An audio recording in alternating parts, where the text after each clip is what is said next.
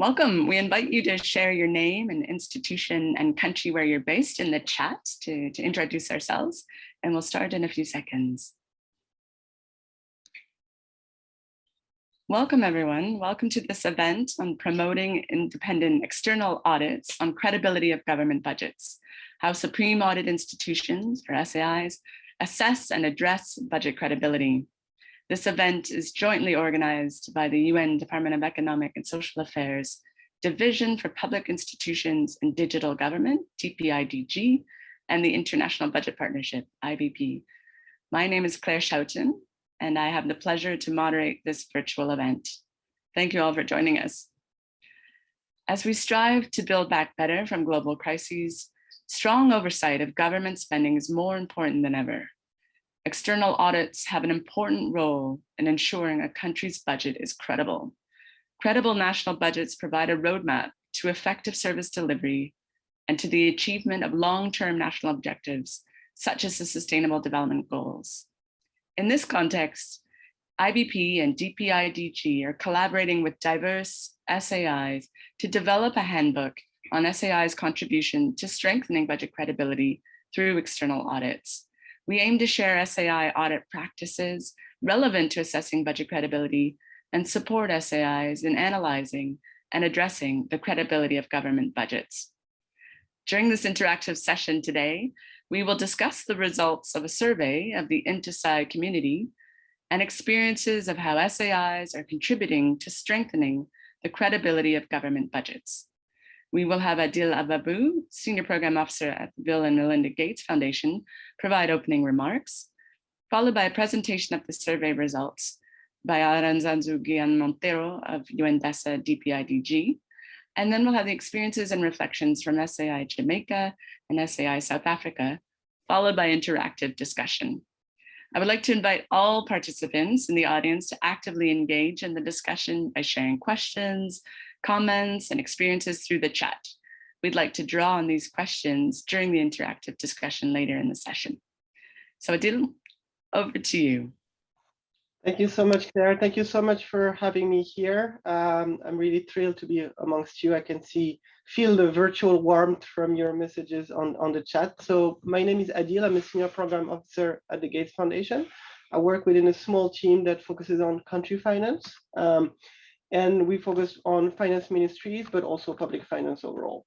And the idea is how we can think of how we can get ministries of finance that can live themselves beyond the day-to-day transaction and think very critically about their policy, how they can engage in digital public finance reform and equitable domestic resource mobilization. And for us, IBP has been a key partner for us for a number of years now. We've been working with them on civil society and working with partners, and here bringing together INTESAI, UN, and others, other Supreme institutions is really exciting. So maybe just take it a little bit of a step back. I think right now we are at the stage where COVID have put the question of budget credibility really at the center, even in the wake of COVID, and IBP has been really working to try to highlight the gaps that exist in the space. And underspending, as you know, and as you've discussed thoroughly over the past 2 days, is really plaguing the budget and really what the public finance systems in many countries. And it's a particular challenge in many low-income countries. So I think there's some average that were estimated across a number of countries by IBP with 14% of the budget that remain unspent. But also that leaves aside also some countries, and I've been working myself in Central African Republic, where I recall in the health budget it's a low capacity state, but in the health capital budget, there was about only 5% that was implemented. So 95% was not executed, which obviously was a deep issue. And the solution looks very different from a context to the other. In the case of the Central African Republic, it was almost enough to make salient the issue across different levels of the hierarchy, but also horizontally across others. But in other countries, in other contexts, you require much more of a hand-holding and deeper approach. And in the current context, and I think you're probably aware, having been close to the ministries of finance in your respective countries, is the fiscal squeeze is running deeper than it's ever been over the past years right now. Countries are really wrestling. Debt service is top of mind. Low domestic resource mobilization after COVID is also a big issue, and spending priorities are just piling up. And that's leaving aside inflation. Most of it is imported from outside, but also subsidies, which are hard to roll back in many cases for political reasons.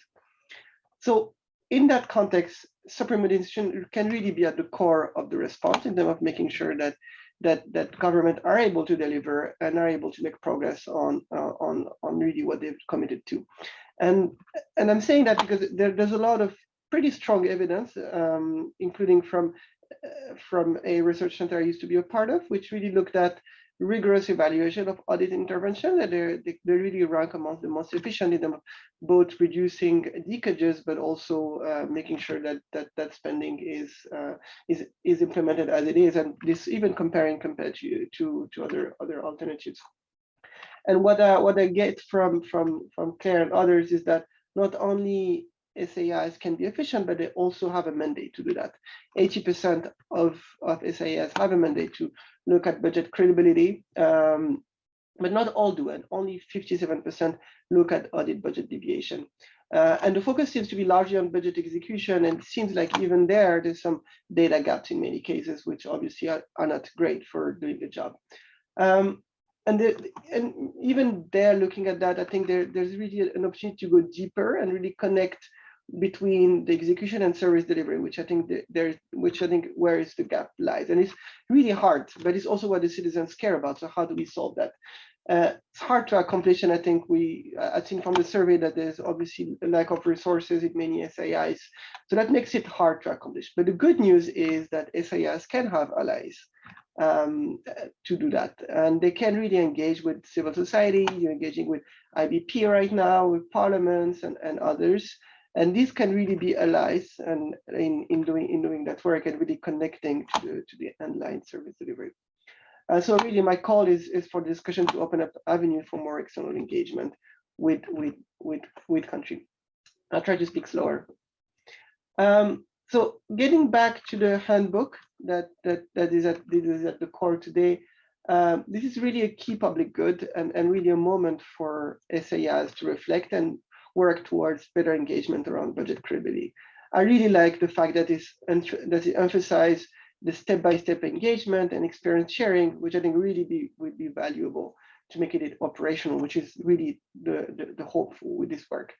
So with that, I hope this has been a 3 days engagement or other touch points, but I think making sure that you continue to thrive and support each other as a community going forward is going to be one of the key also gifts that can come out of this engagement, which I hope everyone will be able to take good care of. So with that, I wish you all the best in starting to tackling all the chapters. I think there's a lot of work, important work ahead, and I'm really looking forward to see how far you go into the specificity of what it takes to achieve but credible budget.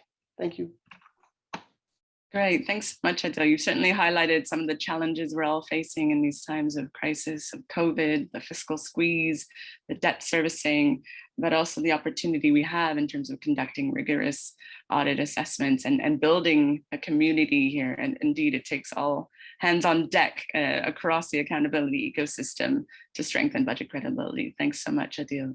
We'd now like to turn to Aránzazu Guillán Montero from UNDESA DPIDG, who will share the results of a survey that was disseminated through the UNDESA community on their experiences of assessing and addressing budget credibility. And we continue to invite you. Thank you so much for your active engagement in the chat. Please continue to share your name and institution and country, and any questions or comments, experiences that you would like to share, and we'll draw on those questions in the interactive session. Arantxa, over to you. Thank you, Claire, and thank you, Adil, for your opening words and for all the support to this initiative and the interest in working with Supreme Audit Institutions from different countries in strengthening their capacity and sharing their experiences regarding budget credibility. So when IBP approached us at UNDESA regarding this initiative, and we have been engaged in the community of practice around budget credibility for some time, I think one of the first questions that we had and we asked ourselves was, what are really Supreme Audit Institutions doing regarding budget credibility and regarding budget deviations? Are they actually looking at these budget deviations? Are they auditing some of the drivers that explain the lack of credibility in many countries? Are they assessing and evaluating and examining the impacts of these deviations in service delivery, as Adil mentioned, which is always one of the weakest links? How is this impacting the performance of government institutions? And I think during the last year, as we started working with Supreme Audit Institutions from different regions and countries, and I'm joined here by representatives from the Auditor General of South Africa and the Audit Department of Jamaica, and some of our colleagues also from the group, from Morocco and other countries. We have tried during the last year to do different attempts to understand better what Supreme Audit Institutions are doing, what are some of those experiences. And actually this survey is one of those attempts to gather information and to identify some of the practices to understand better what are the trends within the INTOSAI community, the International Organization of Supreme Audit Institutions, the community of Supreme Audit Institutions, which is a global community, and try to come with some data and some experiences that can help support this work going forward. So I will present briefly a summary of some of the key findings and results of this survey. I will try to share my presentation so you can see that.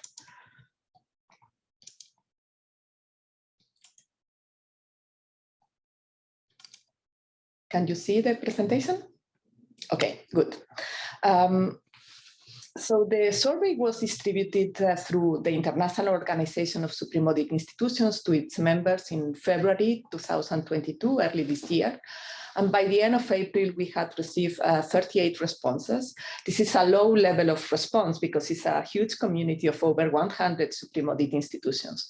However, we think that despite the limited sample, there are some relevant findings to inform the handbook, including also some specific examples and practices that the 8 Supreme Audit Institutions working on this handbook have been using and incorporated into the draft contents that they have been producing during the last months.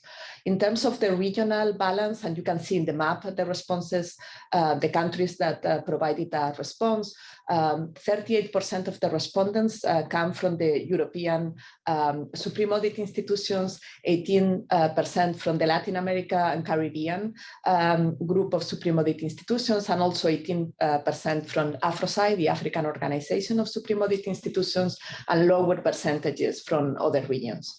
And 46% of the respondents are from SAIs that respond to a Westminster type of SAI. There are different models, different types of Supreme Audit Institutions. So most of them correspond to this type. I think one of the key findings, as Adil highlighted in the opening, actually is that we found that according to the respondents, the mandate of the Supreme Audit Institution does not really constrain them in auditing budget credibility. And over 80% of the respondents reported that their Supreme Audit Institution has a mandate to audit issues related to budget credibility. We also asked them whether they had been auditing the performance of the public financial management system during the last 10 years, and 66% of the respondents said that yes, that they have been doing this type of assessments and audits. And of those, 80% focus particularly on budget execution, and also 74% on accounting and reporting. So this was highlighted in the key findings there also, just to indicate that most Supreme Audit Institutions in the sample do not assess economic modeling or macroeconomic forecasting assumptions, but some of them do. For example, Indonesia, which is part of our group. And some Supreme Audit Institutions actually assess the performance of the public financial management system when forming an audit opinion on the government financial statements at the end of the fiscal year, or when conducting performance audits on specific aspects of the public financial management system. And I think it was interesting that some of the Supreme Audit Institutions reported illustrative examples of some of the impacts that their audits had in improving the performance performance of the public financial management system in terms of planning, alignment with national priorities, but also in terms of operational aspects and better management of public finances. Another section of the survey look at the audits of the consolidated budget execution reports. In 39% of the countries that responded to the survey, Supreme Audit Institutions actually operate in a legal framework that requires the government to regularly publish consolidated reports on budget execution after the fiscal year, at the end of the fiscal year. And most Supreme Audit Institutions in our sample, 53%, regularly audit these end-year accounts or consolidated budget execution reports. And 29% of them also conduct other regular audits of the budget execution throughout the fiscal year. I think it was interesting also, as Adil mentioned, that still Supreme Audit Institutions feel that they have some barriers in terms of accessing information in a timely fashion. In our sample, 66% of the Supreme Audit Institutions said that data on budget execution is regularly published, but some of them consider that information is still insufficient or incomplete or not provided on a timely basis. These audits of the consolidated reports of budget execution at the end of the fiscal year or throughout the fiscal year focus particularly also on budget execution during the fiscal year and accounting and reporting, and also budget execution when Supreme Audit Institutions are auditing the end-year accounts or the consolidated budget execution report at the end of the fiscal year. We also asked Supreme Audit Institutions whether they are looking into budget deviations in these audits, in the regular audits of budget execution. And 57% of Supreme Audit Institutions in our sample said yes, that they look at budget deviations when they audit the end-year accounts. And 27% of them, not only at the end of the fiscal year, but also when they conduct other regular audits of the budget execution throughout the fiscal year.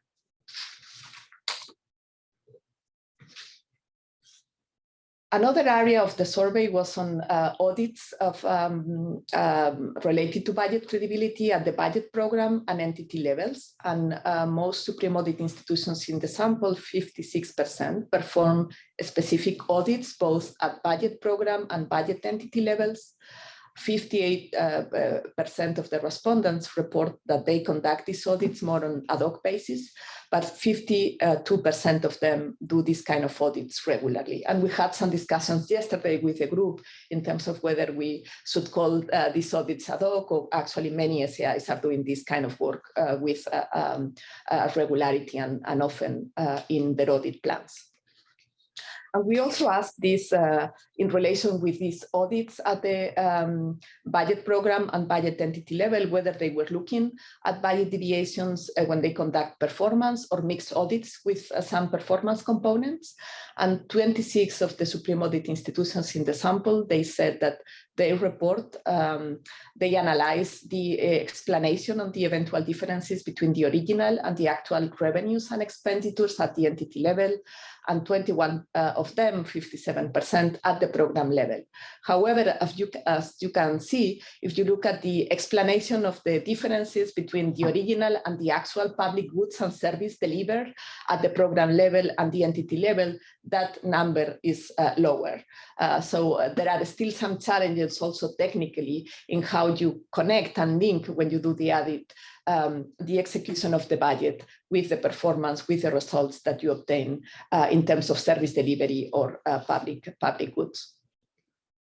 And a final area of this survey was on monitoring and follow-up to audit recommendations, which of course is a key element to be able to redress any problems in the public financial management system, budget execution, budget formulation, and addressing problems in terms of credibility. And 92% of the respondents reported that their Supreme Audit Institution follow-ups on audit recommendations in general for all kinds of audits, and 66% of the Supreme Audit Institutions that responded to the survey said that specifically they follow up on the recommendations of the audit report on the execution of the annual state budget. It's interesting because in the last years, and particularly within the COVID context, Supreme Audit Institutions have been really leveraging data and information and communication technologies to conduct audits and to do audits. However, we found that still 61% of the Supreme Audit Institutions in the sample do not use electronic systems for monitoring the implementation of audit recommendations. We also asked the respondents in terms of how they engage with other stakeholders, including civil society during the audits related to the budget. 38% of the respondents highlighted that they do it during the audit planning phase. However, only 9% do it during the follow-up to audit recommendations. We asked our respondents in the survey and the Supreme Audit Institutions in the global community about some of the challenges that they identify in relation to these audits that touch on budget credibility issues, and they highlighted some external and internal challenges. The external challenges of the environment and the ecosystem where the Supreme Audit Institution operates relates to inadequate or weak internal controls in public administration, limited access to information and data. And it's not only that there are barriers to access, but as I said before, also that sometimes this information is incomplete, is not provided on a timely basis to the Supreme Audit Institutions. They also highlighted the lack of synergies among key public financial management stakeholders and budget related stakeholders in their countries, and also the multiple and potentially conflicting objectives of the public financial management system and the national budgets in many countries. Internally, Supreme Audit Institutions are also aware of some of the barriers, some of the obstacles to do this kind of work. And they highlighted a scarcity of Supreme Audit Institutions in terms of resources and staff, but also lack of expertise on budget evaluation, more specific expertise related to public financial management or budget credibility issues, even trying to better understand what budget credibility means and what it involves for a Supreme Audit institution. There are also organizational barriers or challenges. In many cases, Supreme Audit institutions operate also in silos that reproduce the silos that exist in public administration, and it's more difficult to align or to create synergies between different teams working on different streams and different kinds of audit practice. And finally, also they highlighted the lack of customized regional assessment frameworks to explore and to look further into issues related to budget credibility. They suggested some possible solutions, and we have detailed responses and a lot of ideas in terms of how to address these challenges. Some relate with working more closely with political actors, political stakeholders to change policy in the country in order to strengthen effectiveness and accountability, improve coordination across entities in public administration, including through data information and exchange, strengthening internal control mechanisms and better aligning also external audit with internal oversight, enhancing staff professional development in Supreme Audit institutions, increasing resources, investing in new and updated technology, especially when the analysis of the budget requires large amounts of data and information, and also adjusting the audit practice, come with new frameworks and approaches and methodological support to conduct this kind of work. And just to finish, a few concluding words. I think we have found during this over 1 year of experience that Supreme Audit institutions are really interested in this topic. They do not audit budget credibility as such, although some of them, as we have seen, are identifying budget deviation and looking at budget deviations in their audits, but also they rely on different audit practices to analyze and to audit and evaluate different aspects related to budget credibility and to the working of the public financial management system that has an impact on budget credibility.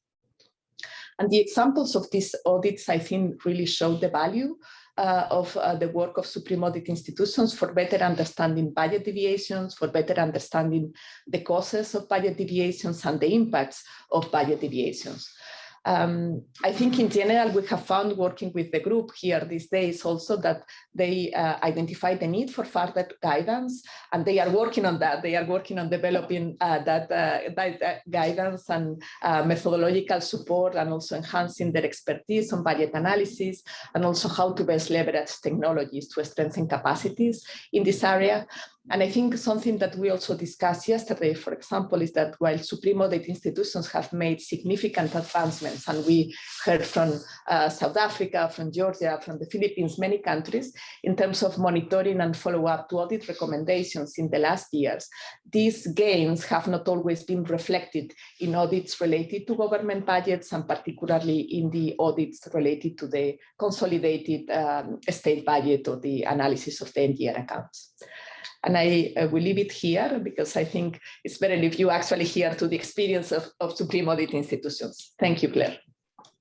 Great. Thank you so much, Arantxa. Again, highlighting very important challenges that we're all facing in terms of access to information, challenges around coordination, challenges throughout the PFM system and process, but also highlighting the opportunities we have to work together to address these challenges. And thank you so much. We're excited that we can together meet some of those needs that have been identified in the survey. And it's an important input, along with many of the other inputs we've received from all regions in the world to complement this handbook.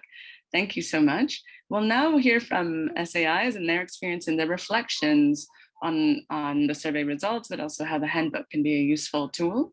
So we now turn to Aurich Champagnie, the Principal Auditor and Senior Economist at SAI Jamaica, and then we'll hear from Parishka Mistry, Deputy Business Unit Leader, Technical Audit Support at SAI South Africa. So Aurich, over to you. Thank you, Claire. Good morning and good evening to everyone from wherever you are around the world. So in many jurisdictions, SAIs are limited to few types of audits, primarily centered around accounting and reporting and the budget execution stage of the public financial management system. However, in most SAIs surveyed, it is not because their mandates constrain them from carrying out audits or other types of budget credibility. For example, fewer SAIs seems to undertake audits on policy design, budget preparation, and budget approval. This may be the case due to, for example, scarcity in SAIs resources, lack of PFM expertise, inadequate internal controls, etc. In the case of SAI Jamaica, most of the audits are also on accounting and reporting and the budget execution phase of audit in the traditional sense. However, SAI Jamaica was given additional mandate under the fiscal responsibility framework to conduct reviews of fiscal account of government by assessing whether the conventions and macroeconomic assumptions comply with the principles of prudent fiscal management. And of course, this assessment is on the medium-term outlook. SAI Jamaica also assesses the reasonableness of the explanations provided by the minister for any significant deviation from fiscal targets. This review exercise is expected to contribute to the budget process prior to the approval of the budget, thereby enhancing transparency in the process. So in a broad sense, budgets are considered to be credible when government collects and spend funds according to approved budget. This is important as the public must have confidence in the government to deliver on its policy objective according to expectation. Failure to do so may cause distrust and even lead to accusation of mismanagement and impropriety on the part of the government representatives involved. This fear could be allayed with the involvement of independent external audit of the budget credibility process. So in recognizing the importance of independent external audits on the credibility of government budgets as an effective part of oversight mechanism for the public financial management, we just want to express our appreciation to UNDESA and IBP to partner with key stakeholders, including SAI stakeholders, to develop the handbook on auditing budget credibility. And of course, this handbook will certainly provide a sound framework for undertaking such audits to enhance the knowledge and understanding of SAIs in this subject. We are certainly looking forward to the completion of this handbook, and of course, the interaction from webinars such as this will contribute to its development. Thank you. Great, thank you so much. You've highlighted important points around, of course, that many sides are not limited by their mandate to conduct assessments and address budget credibility. So again, it's an exciting point for us to think about as we continue the discussions. Of course, very exciting examples from Jamaica that we look forward to drawing on. And that, of course, that important point around trust, where there are deviations or limited budget credibility, that does affect trust between the state and citizens. And we're certainly working together to address that. So thanks so much, Aurich. Looking forward to continuing the discussions. So now I would like to turn over to Parishka Mistry for further reflections and ideas around how SAIs can assess and address budget credibility. Parishka, over to you. Thank you, Claire, and good morning, everybody, and good evening to everyone from different parts of the world. I'm very excited to be here this morning. I think, firstly, I'd like to start by really thanking IBP and UNDESA for allowing SAI South Africa the opportunity to participate in the survey, to be part of this webinar, and also to attend the peer review workshop. It has been really, really insightful from our side. You know, auditing budget credibility in terms of the budget cycle has not been a direct focus from the side of South Africa. Although we do audit aspects of the budget, I think Aranya also mentioned that in the survey, we were definitely one of the sides that look at certain aspects, which I'll get into. I think for me, the important part is when the survey actually landed up on our desk, it was an opportune time for us to reflect around what more can our side do, you know, in the budget credibility space. The Auditor General of South Africa's mandate is broad enough, you know, and it gives us that opportunity to explore budget credibility, you know, and to start gaining the necessary insights on auditing the budget credibility process. I think for us, budget credibility is really at the core, right, of the financial management processes. So any form of audit insights that we as SAIs around the world, you know, globally can provide on this process, it will truly be most beneficial to our auditees and our stakeholders, and ultimately impact service delivery on the ground, you know, which is really key to us. You know, as I reflected, we've embarked as the Auditor General of South Africa on our new strategy, and the topic around budget credibility is very much in line with some of our strategic goals. And, you know, that is why I'm saying for us, it's really the opportune time to start looking into the space. I think being able to expand on your current audit approach, not by just auditing your annual financial statements, but really about going a bit deeper into the budget process. You know, this can enable us to really generate good audit insights into the financial management process, identify areas in the financial management process that require attention to provide more meaningful recommendations, you know, to our auditees, to ultimately improve public sector financial management and governance processes, which is really key. We can utilize these insights to, you know, gained in the financial management process to also have more meaningful discussions and conversations with our stakeholders, right? And utilize this positively to influence them, to drive action.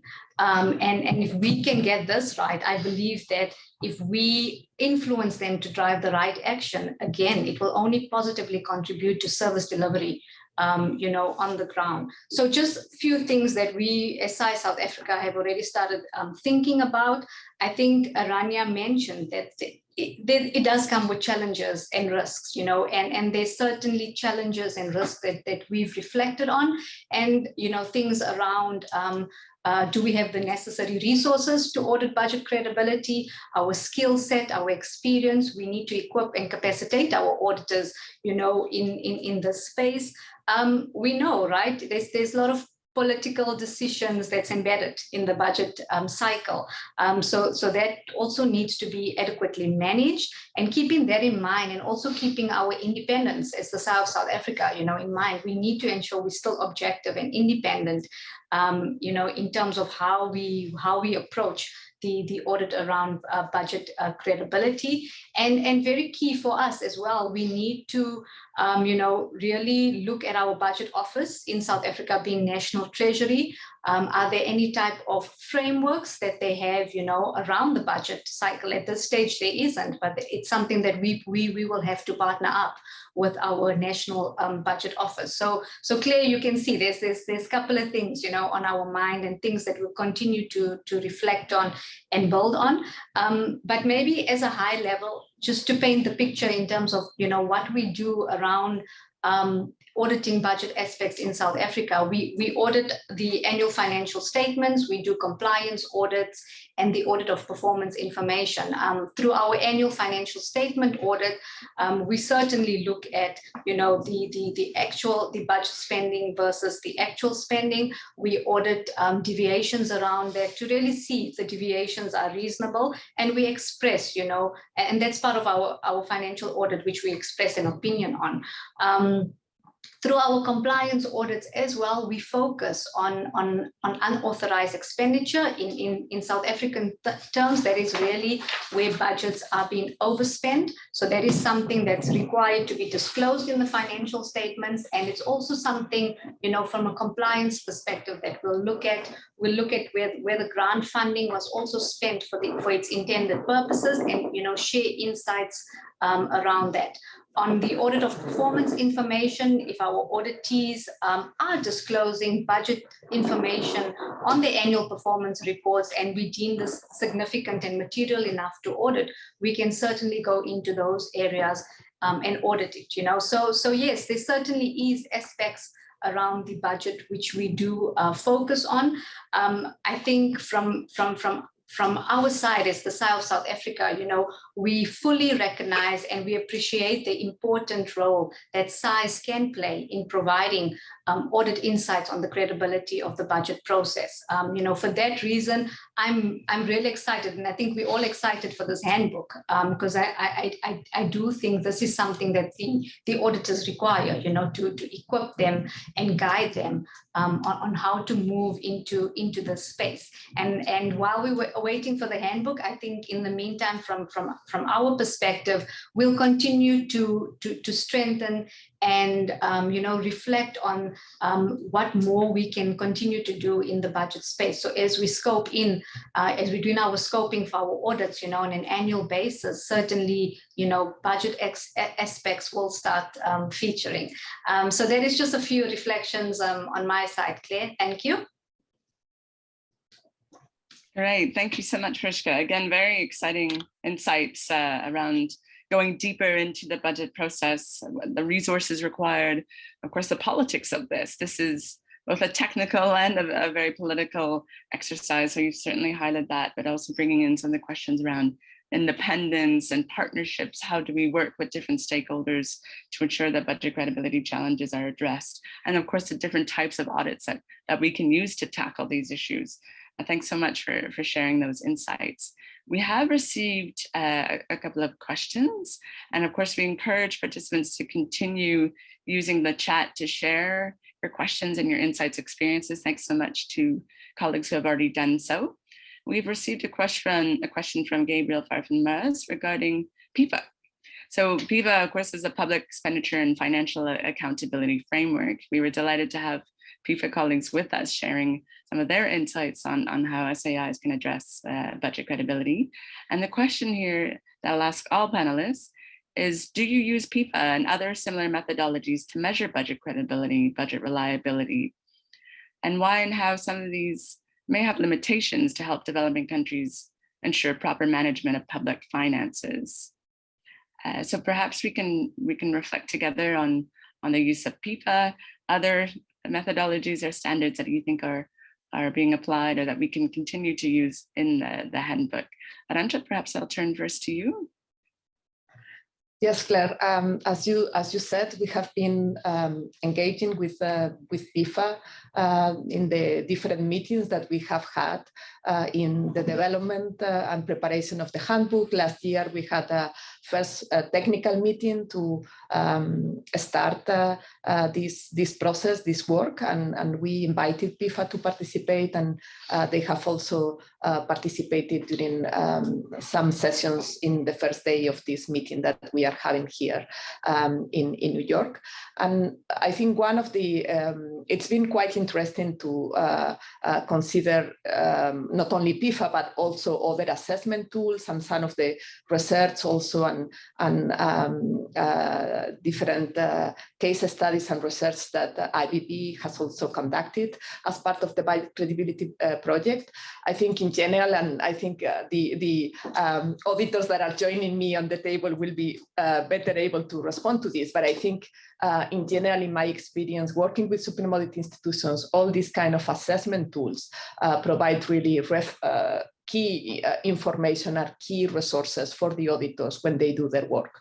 And of course, one of the elements that we have been reflecting during the process of developing the handbook is that PIFA provides key information, very valuable information. Also, it has a really long time series, but of course, PIFA indicators are quite at the aggregate level. So one of the added values of engaging Supreme Audit Institution in this work is that you can really unpack and provide a different light on some of the elements that the PIFA indicators may be picking up. And Supreme Audit Institutions can go deeper into that analysis and provide a different perspective, a more detailed perspective of some of the constraints that may explain those findings in terms of credibility, or the strengths that may explain some of the positive results, and going deeper into the national context, which is where their mandate lies. But I think one of the elements that we have incorporated in the draft contents of the handbook, of course, is try to list or to provide some guidance to auditors in terms of all the different assessment tools, indicators, data and information that is out there related to budget credibility that may be useful also for them in doing their work. I don't know if you want to complement anything on this. Okay. All right. So in the case of Jamaica, the Auditor General, we do not take the lead. We do not take the lead in using the PIFA assessment, but I can recall that PIFA Secretariat came to Jamaica on several occasions, and that was through the Ministry of Finance. But of course, we have some critical role to play, because in terms of assisting in providing some of the information as it relates to whole of government and other situations. And there's also some critical, indicators that directly relates to us. And therefore, we were directly involved in that process, so to speak. So that is to the extent of PIFA assessment, where it is not really led by us, but that is PIFA Secretariat. Parishka, did you want to add? Yeah, look, I think on our side as well, there's no PIFA assessment per se. I think what is really important for us, and I think Aranya also, highlighted on that. It's about when we are looking at it from a side perspective, right? It's really about going slightly deeper than your normal audits. Yes, we'll have the standards, we'll have the normal audits that we do, but it's really about the thought processes and following the money, right? And ultimately linking that to value for money, to service delivery. So that's, for us, that's going to be really, really critical and key. So yeah, that's inputs from my side. Thanks. Great. Thanks so much, Parishka. Adil, did you want to add anything? Yeah, maybe one thing that I started to write in the chat, but one point to know that there are a number of surveys and studies that show that policymakers tend to be much more influenced by analysis and evidence than come from the local context, local organization and administration compared to external organization, which is good news for SAIs in a sense that they could have much more influence than the type of assessment we've been discussing over the decision making. Great. No, thanks so much, Adil. And I think there are important points. We sort of kicked off this meeting understanding that there isn't one standard for assessing budget credibility. We've been discussing the concept of it and what resonates with different audiences in the respective countries. And that's critical for ensuring that there is ownership of this agenda, that we're able to work on it together. And we we certainly are collaborating with different international institutions on their standards, of course, but also have an opportunity, as Aránzazu was highlighting, that often tends to be at the aggregate level. In PIFA, for example, reporting on SDG 16.6.1. And we have an opportunity here to look more deeply at the budget process, as panelists have highlighted, and what are the differences, and there are vast differences between, for example, agriculture, water and sanitation, infrastructure for schools and hospitals. Often we see vast differences and deviations there, while the aggregate budget is looking fairly solid with limited deviations, for example. So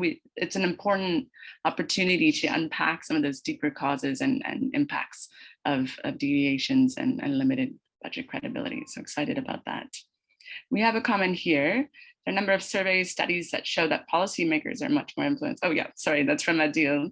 That's great. And obviously great that SAIs can have that influence. Perhaps it's an opportunity for us just to think a bit more about that stakeholder engagement. Sometimes we, as we've seen through the Open Budget Survey after many years, that often public audits are not in the public domain, that even when they are, there's a little debate on these audits, and certainly executives are not feeling the pressure to implement audit recommendations. So of course, this will apply for budget credibility audits as well.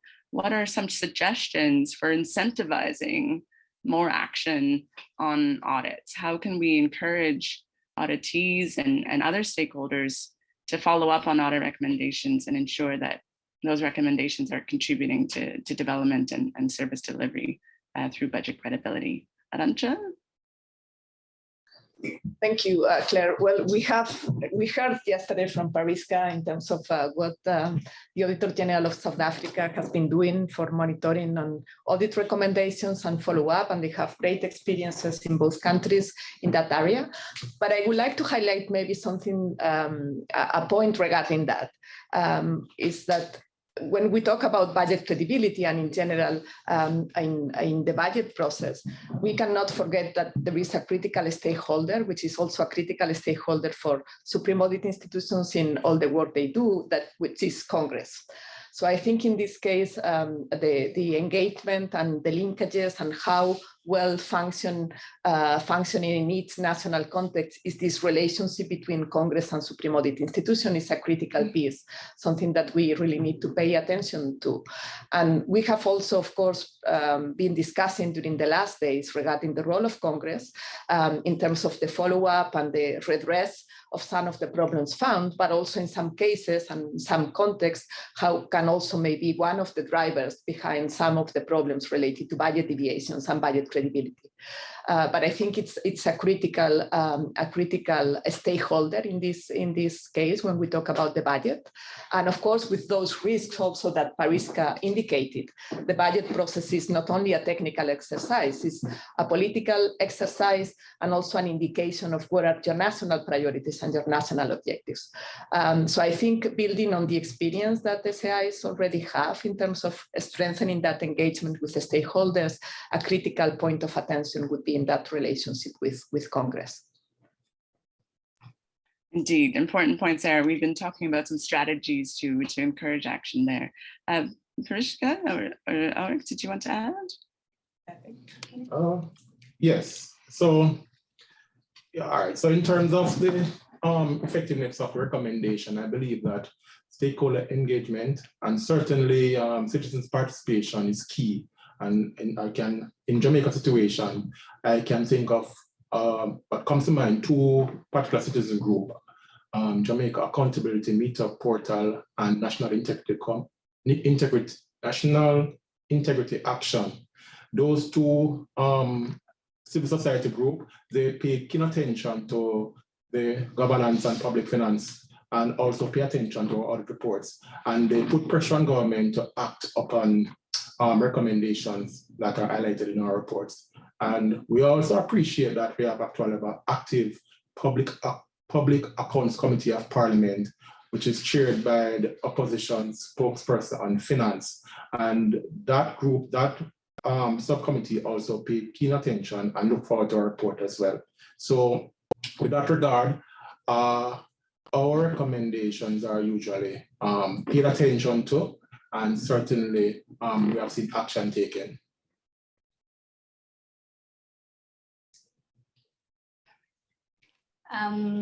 Claire, I think from our side, the key thing is that we have this accountability ecosystem, right? And we've got all these role players and all these stakeholders within South Africa that have a mandate to fulfill. So as the SAI, yes, we have a mandate to fulfill, but we're not going to fix everything on our own. What needs to change is behavior. And I love this conversation because it's so much linked to our strategy and what we're aiming to do. We're really aiming to influence, to drive action, to change behavior in the public sector. But we acknowledge that we can't do that ourselves. We've got this full accountability ecosystem that we're partnering with. We've also got, our scopers, our parliaments, our budget office. So there's many role players, that we're partnering with to sit with them on certain recommendations that we give through. If they can enforce it through their mandates, those are the guys we want to partner up with to ensure that the auditees are receptive of these messages, but also see benefit for them, right? And ultimately, like I said, our goal is really about impacting the lived reality of the citizens, So that's ultimately what our findings are going to be around. If we can see significant service delivery issues that were not delivered, those are the type of recommendations we're going to give through, and we're going to be strong about our influence. But yeah, I believe, and I think we all sort of saying the same thing, right? There's an ecosystem, there's an accountability ecosystem, and we need to leverage off this, and partner up well to drive our influence in public sector. Thanks. Thank you so much. You certainly emphasized how we are all on the same page, I think, and strengthening the accountability ecosystem. That's great. Thanks so much. I just wanted to see if there are any further questions. And thank you so much for all the comments and evidence. We've received a question around accessing the handbook and the presentations and the survey results. And so I think perhaps it's a great opportunity to share what we'll be doing next.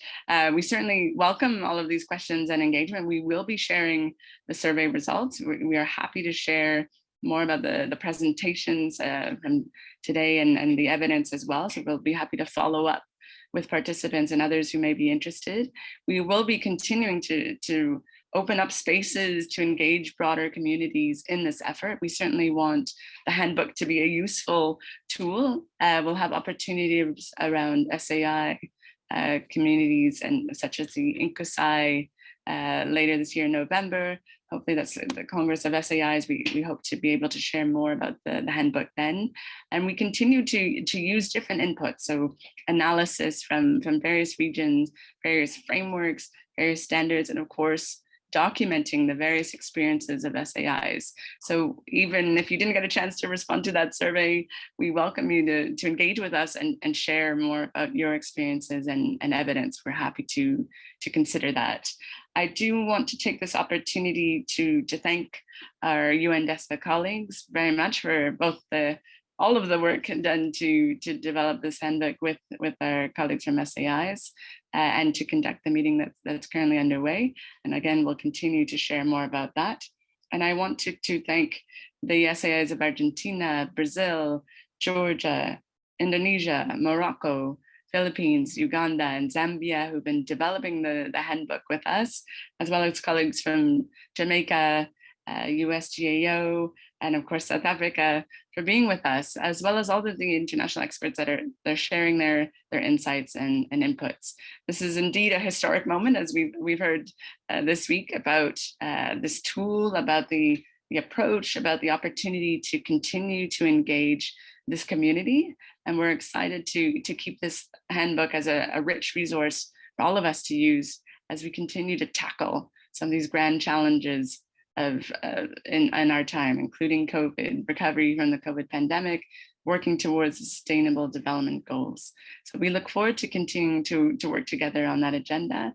And we wish to take this opportunity to thank you so much for joining us. Please stay in touch and take care. Thank you, Claire. Thank you. Thank you. Thanks.